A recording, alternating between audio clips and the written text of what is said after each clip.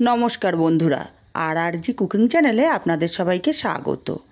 আজকে নিয়ে হাজির হয়ে গেলাম নরম তুলতুলে স্পঞ্জি প্যানকেক রেসিপি, যেটা চা দিয়ে খেতে দারুণ টেস্ট লাগে আর 10 মিনিটে ঝটপট তৈরি করা যায়। একটা বড় পাত্রের মধ্যে আমি 2 বাটি ময়দা নিয়ে নিচ্ছি। আমার বাটিটা ছোট, তাই আমি এখানে 2 বাটি ময়দা ব্যবহার করছি।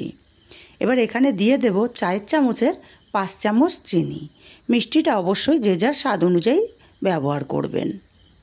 এবার এখানে দিয়ে দেব 10 টাকা দামের একটা গুঁড়ো দুধের প্যাকেট। আমি সম্পূর্ণ দুধটাই এখানে ব্যবহার করব।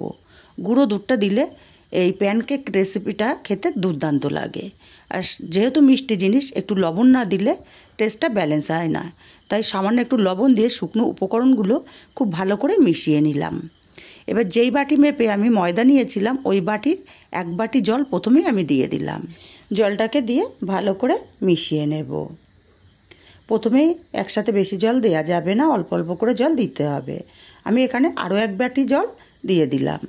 জলটাকে দিয়ে ব্যাটারটাকে খুব ভালো করে মিশিয়ে নিতে হবে।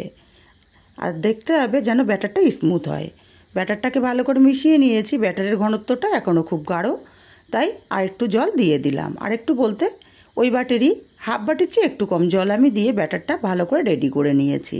আর এইভাবে 2 মিনিট ফেটিয়ে নিয়েছি ব্যাটারটা। এতে করে কেকগুলো দারুণ সফট হবে। এখন এখানে দিয়ে দেব হাফ চামচ বেকিং পাউডার। বেকিং পাউডারটাকে দিয়ে ভালো করে মিশিয়ে নিতে হবে, তবে ফেটানো যাবে না। ব্যাটারের ঘনত্বটা আমি একটা হাতা দিয়ে দেখিয়ে দিচ্ছি। ঠিক এই রকম ঘনত্বের ব্যাটার আমাদের রেডি করতে হবে। ব্যাটারটাকে এক সাইডে রেখে দিয়ে একটা গ্যাসে আপ্পাম প্যান গরম করে কিছুটা সাদা তেল এখানে ব্রাশ করে দেব। আপনারা চাইলে ঘি বা বাটারটাও ব্যবহার করতে পারেন। এবার অল্প অল্প করে ব্যাটার নিয়ে আপ্পাম প্যানের মধ্যে দিয়ে দেব। বন্ধুরা, রেসিপিটা ভালো লাগলে একটা লাইক দিতে ভুলবেন না। ব্যাটারটা আপ্পাম প্যানে দিয়ে দিয়েছি। এখন লো ফ্লেমে ঢাকা দিয়ে 2 মিনিট রান্না করে নেব। 2 মিনিট পর ঢাকাটা খুলে নিলাম।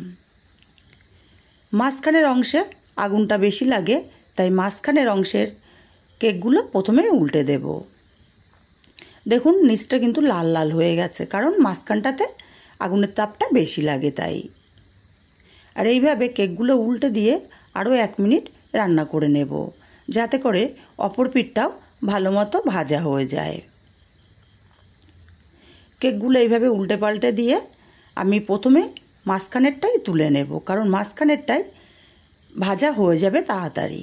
আর সাইডেরগুলো দেখুন সাদা আছে, বেশি লাল হয়নি। কেকগুলো সব এইভাবে উল্টে পাল্টে দিয়েছি। এখন কেকগুলোকে উঠিয়ে নেব।